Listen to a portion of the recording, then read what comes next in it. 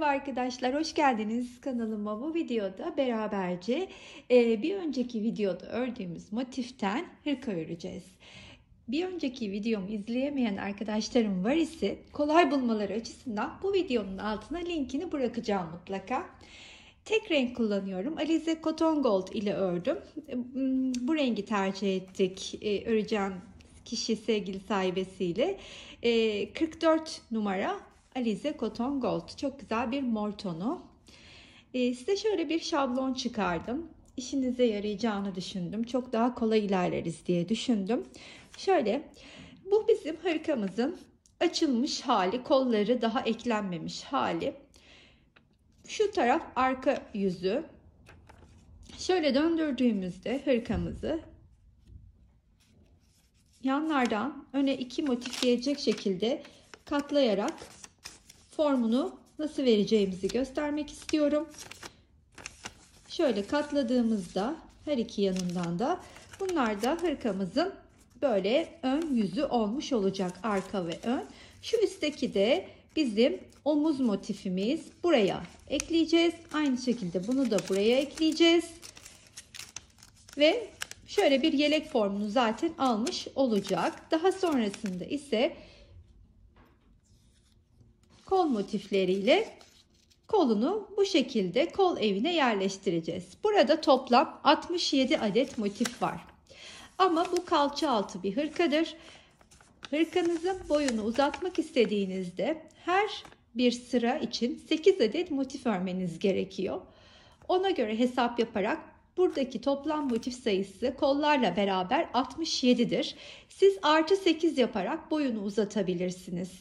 Motiflerin sırasını arttırarak, ki ben bunu biraz küçük düşmesi açısından 2,5 milim tığ ile ördüm. Motif sıranızı arttırarak daha büyük bedenler için çalışabilir. Tabii ki ben arkayı 4'lü çalıştım. Siz arkayı 5'li çalışarak daha da büyük bedenlere ulaşabilirsiniz. Bunu beden büyütme videolarımda görmeniz mümkün olacak. Benim motiflerim birleşme sırası hariç 11 santim düştü. Ama bu benim işte birleşme sırasıyla tahminen 13 santimi bulacak ve örmek istediğim beden için de ideal bir motif ebatı. Yani siz de eğer 36-40 beden arasıysanız benim hazırladığım bu ölçüleri kullanabilirsiniz. 67 tane de motifi hazırladınız mı kalça altı bir hırka örmüş olacağız beraberce. Şablonu size şöyle tekrardan göstermek istiyorum.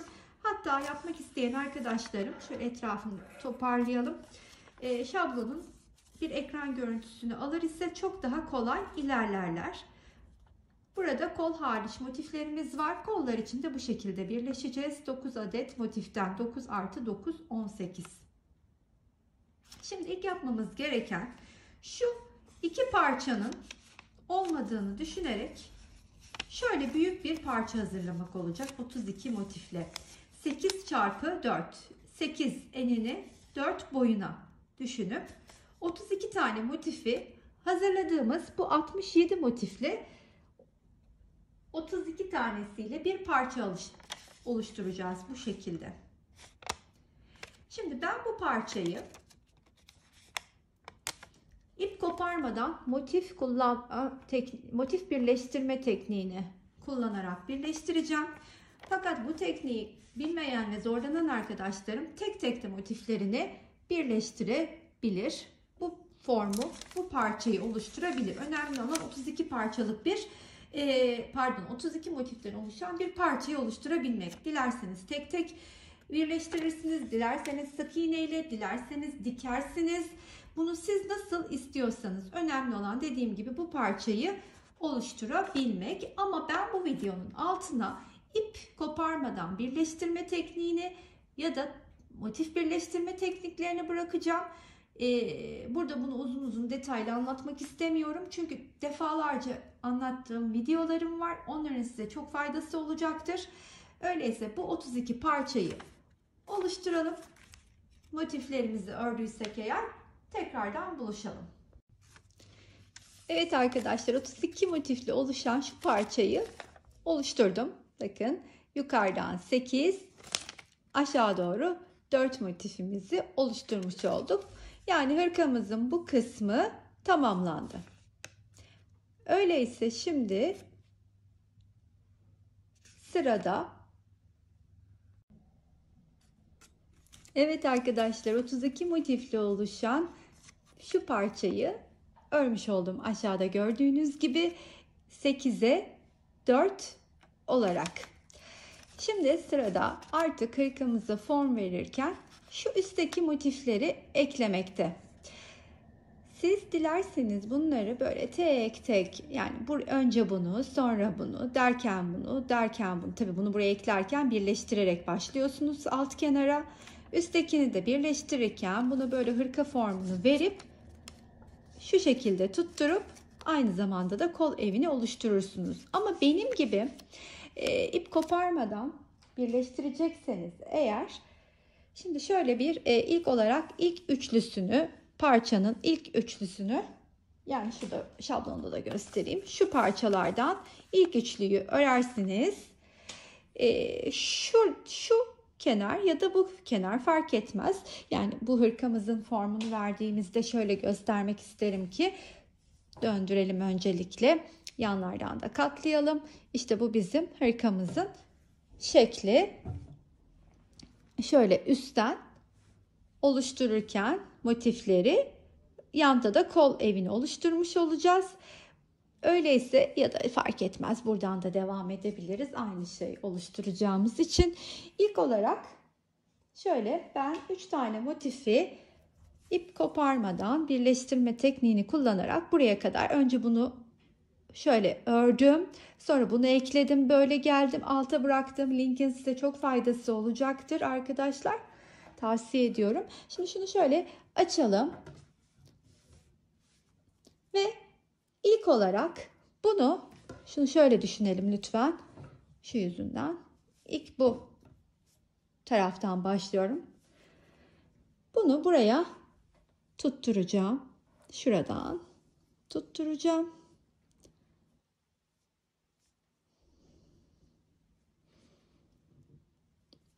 Şöyle biraz yaklaşalım. Bu kenarı karşılıklı örerek birleştireceğim.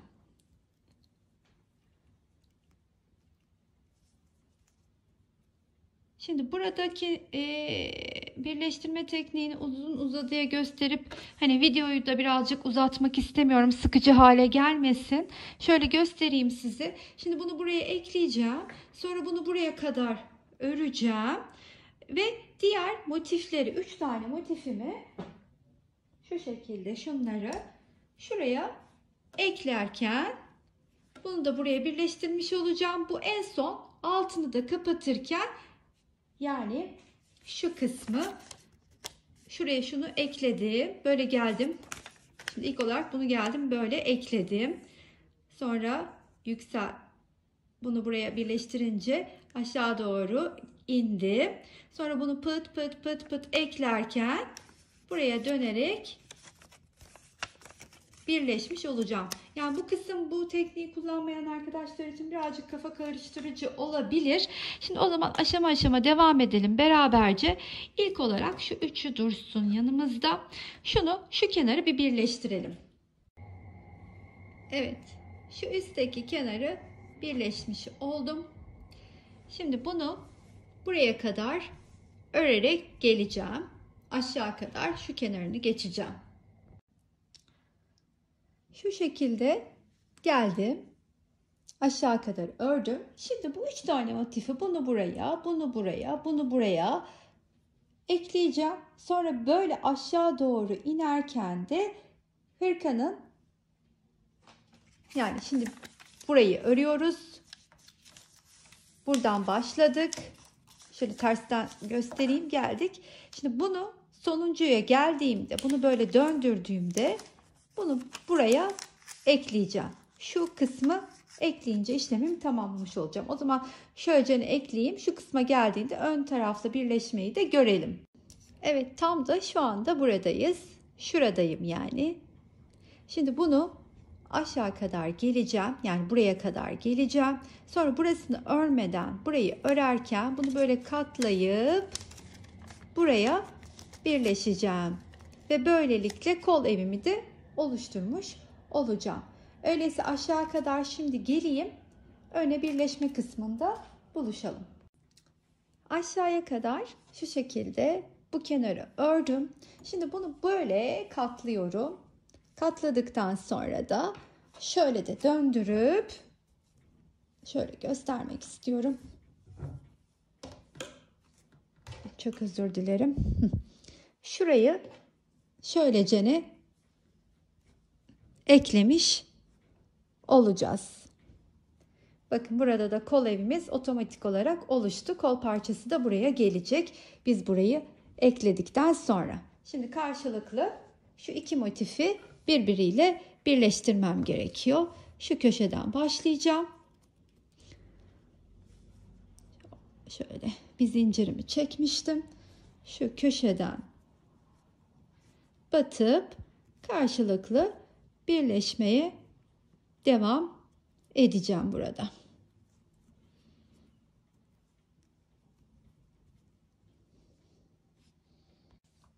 Evet, hırkanın bir tarafını böylelikle tamamlamış olduk. Şöyle göstermem gerekirse. Şimdi bunu böyle katlayıp aynı işlemi bunun bu tarafında da yapacağız. Yani aynı buradaki gibi bunu da tamamlayacağız. Daha sonrasında ise kolları ekleyeceğiz bu parçaya. Hırkamızı da hemen hemen tamamlamış olacağız. Sıra patını örmeye gelecek. Öyleyse şimdi diğer tarafı da tamamlayayım. Aynı bu tarafta yaptığımız gibi tekrardan buluşalım. Diğer tarafı da eklediğimizde şu tam sırt kısmına gelen kısımda bakın şöyle büyük bir açıklıkla karşılaşacaksınız. Aslında bu arka parçayı çok özür dilerim 8x5 40'lı da yapabilirdik. 38 değil de 40'la da hazırlayabilirdik. Yani tam olarak nereyi söylediğimi göstermek istiyorum. Burayı 40 olarak da hazırlayabilirdik. Yani şu parçaları buraya koyarak ilerleyebilirdik. Ama bazen şuradaki kalan şuraya kadar birleşmiş ve şu kadar bir ayrık olmuş oluyor. Orası bir kasma yapabiliyor, bir rahatsızlık yapabiliyor hırkada. Bu sefer size başka bir yolunu göstererek çalışmak istedim. Şu omuz kısmını, yani vücuttaki geniş olan göğüs ve omuz kısmını, şu kısmını birazcık daha böyle şurayı bir ince bir birleştirirken bir tık büyüterek birleştirirsek hem burada bir rahatlık vermiş olacağız hırkaya ki onu burada yapmayacağım. Şimdi size gösteriyorum nasıl yapacağımızı tam olarak. Ama hani ben burada böyle bir ayrıntı istemiyorum, bununla uğraşmak istemiyorum diyen arkadaşlarım bu 32 parça yerine burayı 48x5 40 hazırlayıp daha sonra şu dörder motifli kol evini oluşturabilirler. Onu da hatırlatmış olayım. Ama buradaki ne yaptığımı da size göstermek istediğimden şimdi şurada tam köşede olduğum için bir ipimi kaydırarak şu orta boşluğa geliyorum. Şöyle aralardan, ilmeklerin arasından ipimi kaydırıp şu orta boşluğa geldim. Ve karşıdaki tam denk gelen orta boşluktan şu şekilde battım. Bu yukarıdaki oyuntuyu nereye kadar vermek istiyorsam, şu yukarıdaki oyuntuyu nereye kadar vermek istiyorsam oraya kadar öreceğim. Mesela arkası daha ayrık dursun istiyorsam daha aşağıda bitireceğim ya da yukarıya kadar şuraya, ben mesela bunu şuraya kadar örmeyi planlıyorum. Şurada bir ufak açıklık bırakacağım. Onu da hırkanın patını örerken toparlayacağım. Burada burayı genişletmek isteyen arkadaşlarım içinse önerim şu şekilde olacak. Şimdi buraya geldiğinizde tam da ipi birleştiği yere geldi. Birazcık kötü oldu. Bir üçlü grubu örüp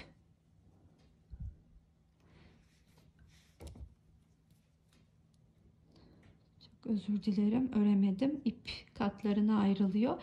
Üçlü grubu örüp karşıyla hemen birleşip şurada bakın bir genişletme yapabilir. Omuz kısmında geniş olan, omuz kısmı kasan kişilerin nasıl bu kısmı genişleteceğini göstermek istemiştim sizinle. İşte bu şekilde, bunu bu şekilde örerek, bakın bu şekilde örerek hem hiçbir formunu bozmuyoruz hırkanın görüntü olarak, hem de bir genişlik vermiş oluyoruz. Ama ben hani o kadar genişletmeye ihtiyaç duymadığım için istediğim yere kadar sık iğne ile birleşerek ilerleyeceğim. Şöyle tekrardan buraya geldiğimde buraya böyle aradan kaydırarak ipimi geçiyorum. Tekrar buraya geldiğimde aradan gene ipimi alıyorum. Bir sık iğnemi ördükten sonra şu karşıdaki denk gelen boşluğun içinden örüyorum. Aynen şimdi ilmeklerin arasından şu şekilde kayarak geliyorum. Dediğim gibi ensedeki boşluğu, bunu da aradan kaydırdıktan sonra sık iğne, hemen karşı tarafla birleş. Bakın bu şekilde ilerliyor işte hırkamız. Bunu nereye kadar istiyorsak, bu açıklığı, ben de dediğim gibi şuraya kadar gelip şurada bırakacağım. O benim için yeterli olacak. Tekrardan geldim. Aradan, çok özür dilerim, katı ayrılıyor ip. İlmek kaydırarak geliyorum. Hemen ortaya batıp aradan geçirip bir sık iğne örüp karşı tarafta denk geldiğim noktadan birleştiriyorum. Hop. Hop. Tekrardan geldim buraya. Hemen karşı taraf.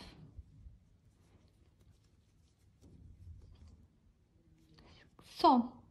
Şunu kaydırarak ortaya geçeceğim.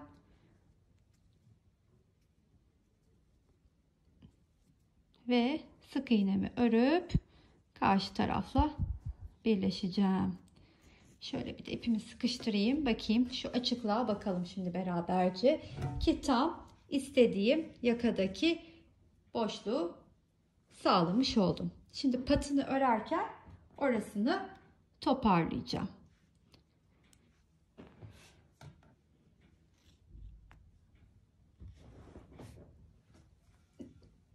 Şöyle aradan şöyle tersten de güzel size göstermek istiyorum orayı nasıl yaptığımızı. Bakın,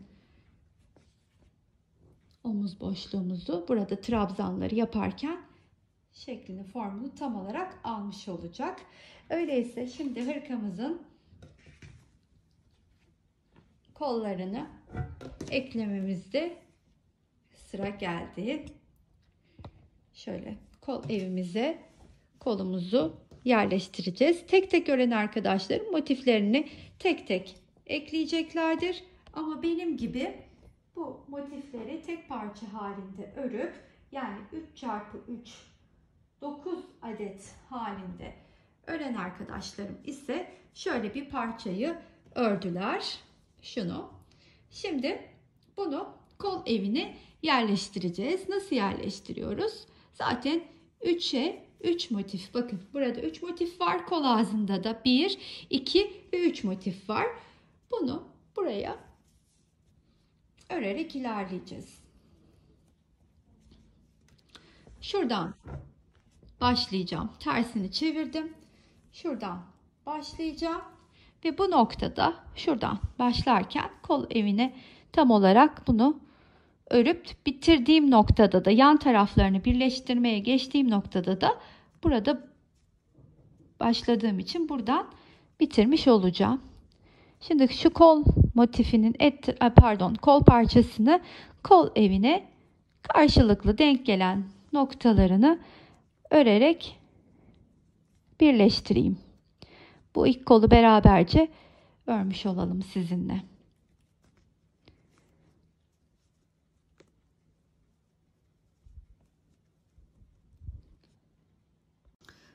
Üç motifi kol evindeki 3 motife birleştirdim. Şurada tam koltuk altına geldim. Size göstermek istiyorum. Koltuk altında karşılıklı. Şimdi tam şu kısma, şu orta kısma batıyorum. Şöyle bir ipimi geçirdikten sonra bir sık iğnemi örüp bir de zincirimi çekiyorum ve aynı boşluğa ikinci 3 adet ikili trabzanımı örüyorum. Bir zincir çekip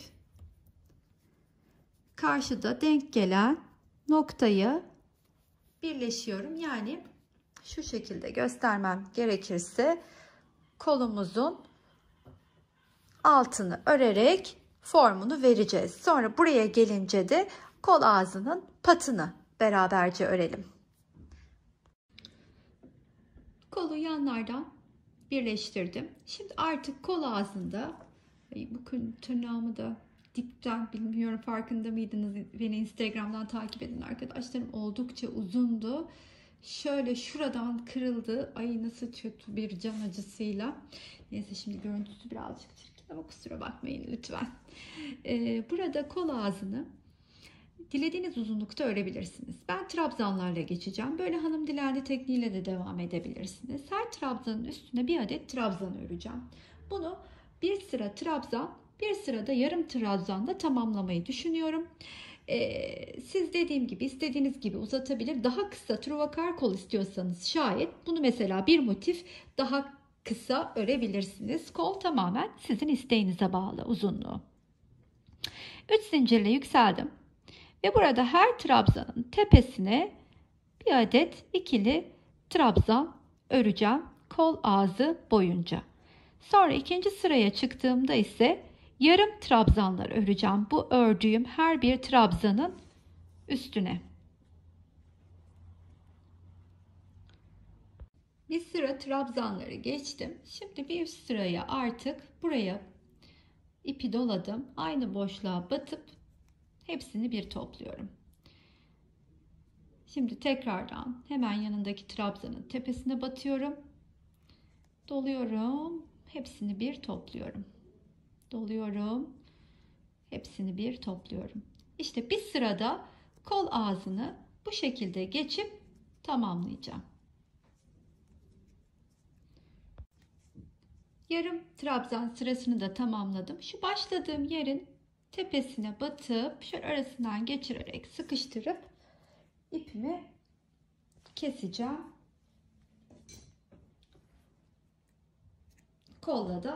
Bir kolla da işimiz bitmiş oldu. Şimdi şöyle size göstereyim. İşte şöyle yapmış olduk.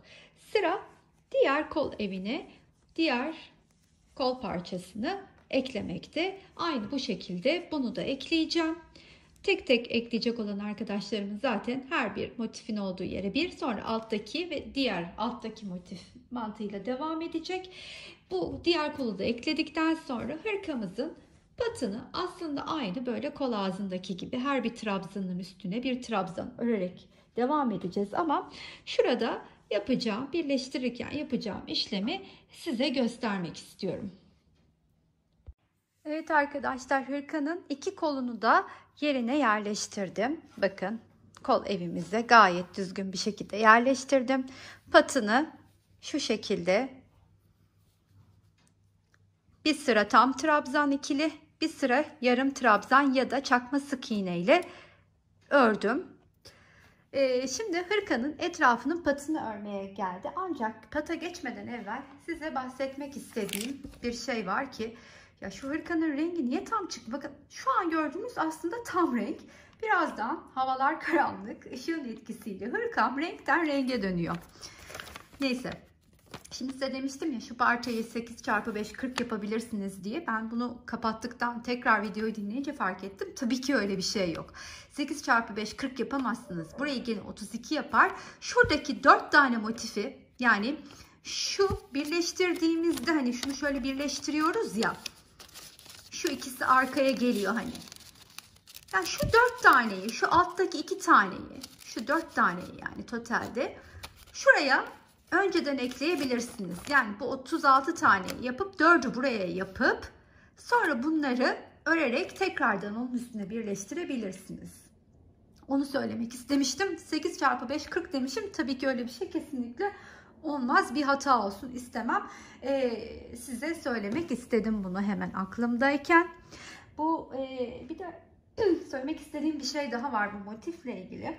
Bana o kadar çok soru geliyor ki. Şöyle soruyorsunuz. Diyorsunuz ki Damla bu motifin adı ne? Bunu nasıl bulabiliriz? Ben sizi YouTube sayfama yönlendiriyorum. Hani ben bunu böyle örmüştüm diye. Bir adı var mı? İnanın bilmiyorum. Çünkü ben kendim bundan 5 sene mi 6 sene mi kadar önce bu battaniye motifleri, hırka motifleri falan onları bakarken hırka yapımına ilk başladığımda hangi motifi kullansam diye düşünüyordum. Bir sürü motifi inceledim. Baktım işte fıstıklı, bademli, bakın gene renk değişti. Benim önümdeki gördüğüm morla kamerada gördüğüm o kadar farklı ki yani çok enteresan. Neyse. Oturdum ve bu motifi hiçbir yere bakmadan tamamen kendi aklımdan yaptım. Onun için adını da bilmiyorum. İlk kez bir yerde de bunun birebir aynısını görmedim. Tabii ki benzerlerini gördüm. Zaten şöyle bir geçmişe bir döndüğünüzde sayfamda ilk bu motifi yaptığım tarihe bir giderseniz göreceksiniz ne kadar eski yaptığımı. Yani o tarihlerde sanırım bu motifi çok da fazla yapan yoktu. Arkadaşlarımla birlikte benden çok saran oldu. İşte YouTube sayfamda paylaştım. Yani bir Goçyas motifi gibi bir şey diyebiliriz buna. Daha eski bir yerlerde bulursanız bana gönderin, Damla bu varmış diye ben de öğrenmiş olurum. Demek ki derim hafızamda oradan kalmış. Şimdi şu köşeye hırkanın bir köşesini aldım. Hemen içine şöyle bir batıp 1, 2, 3 zincirle yükseliyorum. Hemen yanına bir ikili trabzan daha yapıyorum. Sonra arada 2 zincirim var. Aynı boşluğun içine 2 adet ikili trabzan daha örüyorum.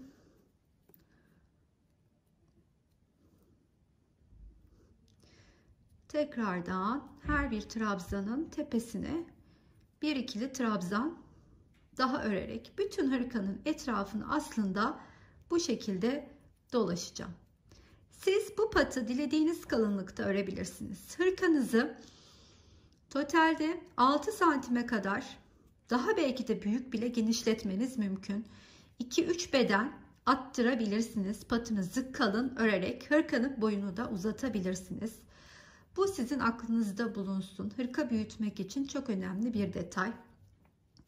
Hırka büyütmek için ya da küçültmek için beden ayarları videom var. Onlara lütfen göz atın. Hırkaları nasıl büyütebilirsiniz? Birçok değişik model üzerinde hangi hırkayı nasıl büyütebileceğimizi dilim döndüğünce anlatmaya çalışıyorum. Belki size bir faydası olur.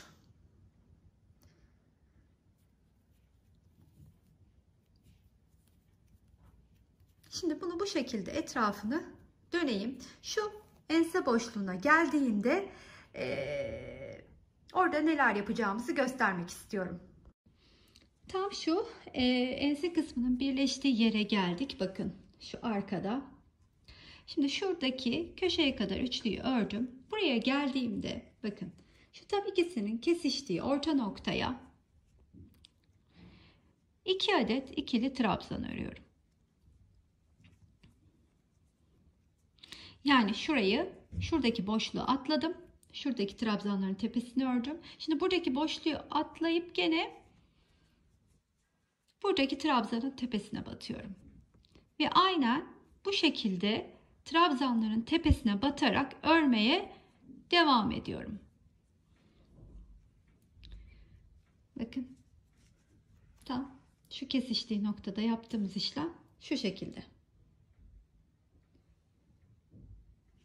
Evet, en sevdiğim kısım finaldeyiz. Hırkamızı aşama aşama yapıp bitirdik arkadaşlar. Bu benim verdiğim ölçülerde hazırladığınızda 36-42 beden arası bir hırkanız olmuş olacak. Ben 6 yumak kullandım. Şöyle söyleyeyim ama 6 yumağı kullandım. Şu kadar da ipim arttı arkadaşlar. Siz de buna göre değerlendirebilirsiniz. Bedenini büyütmek için böyle çok daha böyle 44 beden üstü falan çalışacaksanız motifleri bir sıra büyütün. Arkayı beşli çalışabilirsiniz. Lütfen bu detaylar için beden büyütme videolarıma bir göz atın derim ki o videoların linkini bu videonun altına bırakayım. Ulaşmanız çok daha kolay olacaktır. Buraya kadar beni izleyen arkadaşlarıma çok teşekkür ediyorum. Hala takip etmeyen arkadaşlar var ise aboneliğinizi rica ediyorum. Mutlu edersiniz beni. Yorum ve beğenileriniz çok kıymetli. Motivasyonum yükseliyor. Yeni videolar için enerji topluyorum. Öyleyse bir başka videoda görüşmek üzere. Şimdilik hoşça kalın arkadaşlar.